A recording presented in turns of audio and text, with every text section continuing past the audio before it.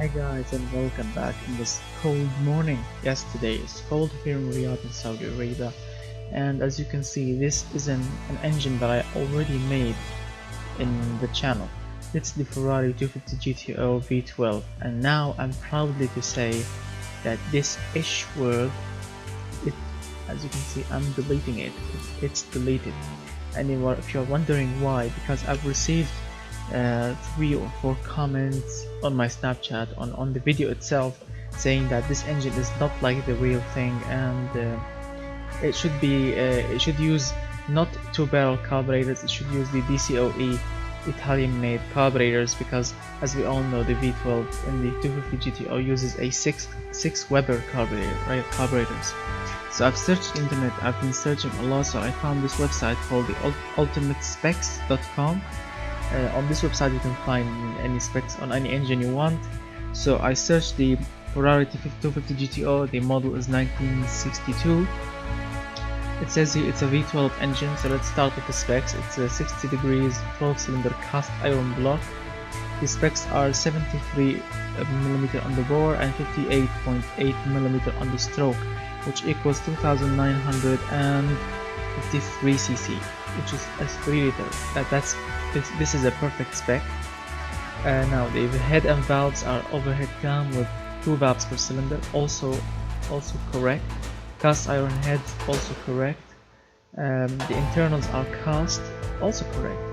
I've chosen 0 quality here because the engine can rev up to 8,400, which is what I really want, so no need to use high quality internal. Now the compression ratio, it says here 9.7 to 1, that's also correct.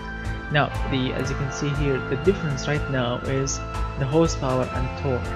It turns out the real engine made 296 horsepower at 7,500 rpm and 216 pound-feet of torque at 6,600. So actually no, the torque on the real engine is at 7,500 rpm also, but unfortunately in this game it's impossible to get that.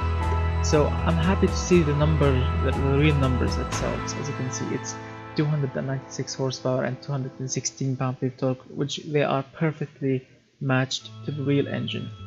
9.71 as I said, but as I mentioned before, but I had to use plus 15 quality so I can reach this result.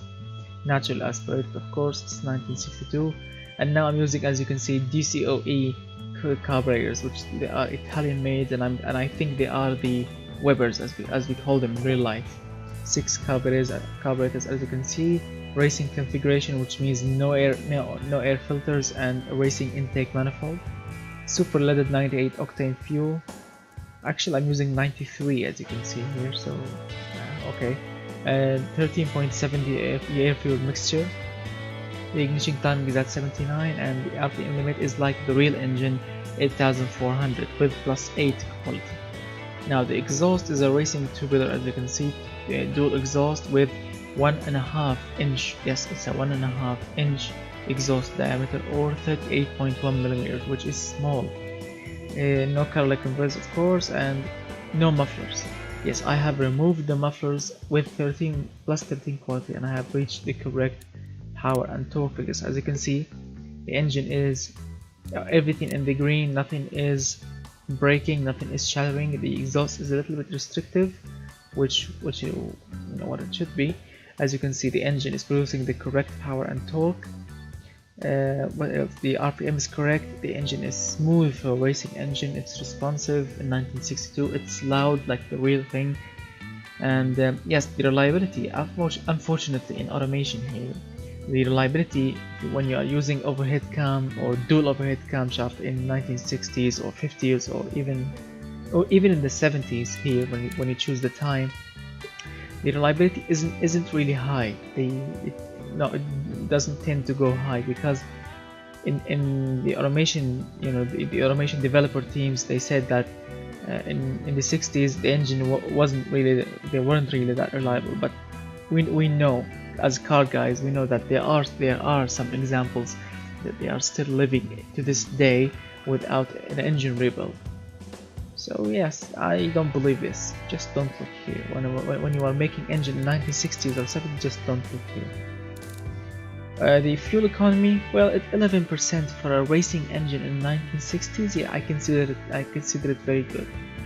93 octane, the engine is very toxic, of course, because we are using leaded fuel. The engine is heavy. For a 3-liter engine, it's 214 kilograms. And yes, it takes a long time to make. As we all know, the 250 GTO engine is a very unique and custom engine made by Ferrari, so I think this is also perfect. And now let's listen to this beast. Look at this 12 cylinders dancing. What happened? As we all know, the automation controls are the worst controls ever.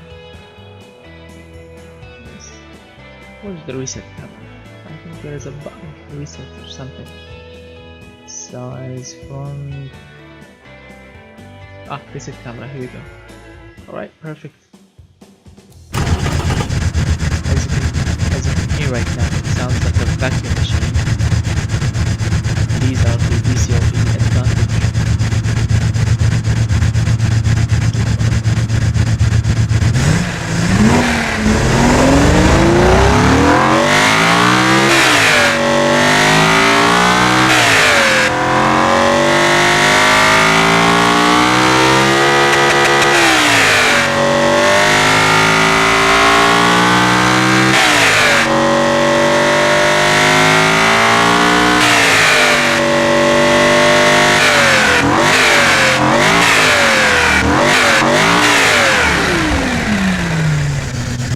It really sounds like a real Ferrari V12, especially when you rev it. Listen again.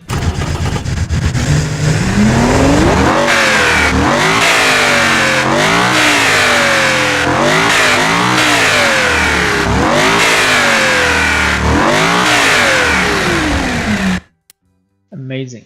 I'm really happy with the end result. So this is the recap, as I'm gonna call it. This is the recap or the remake of the Ferrari 250 GTO V12 engine. I'm really happy with the end result. So thank you for all the people that told me that I should remake the engine, because really the first engine that I made wasn't really that's acceptable, and it's not really correct. This one is perfectly correct, but unfortunately as I mentioned before, the torque should also go up to 7,500 in the real engine. That's what the website says. But in automation here, no, I couldn't make it. I tried everything, but at least I got the correct numbers. These are the correct 100% numbers. I'm really happy with it. So thank you so much, guys.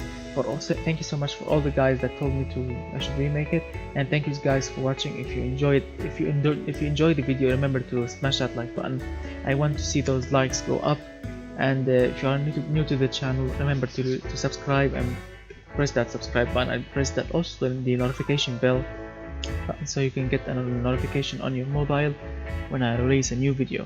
So I'm gonna see you very soon with another request. So thank you so much, guys, for watching, and I will see you very soon, and goodbye.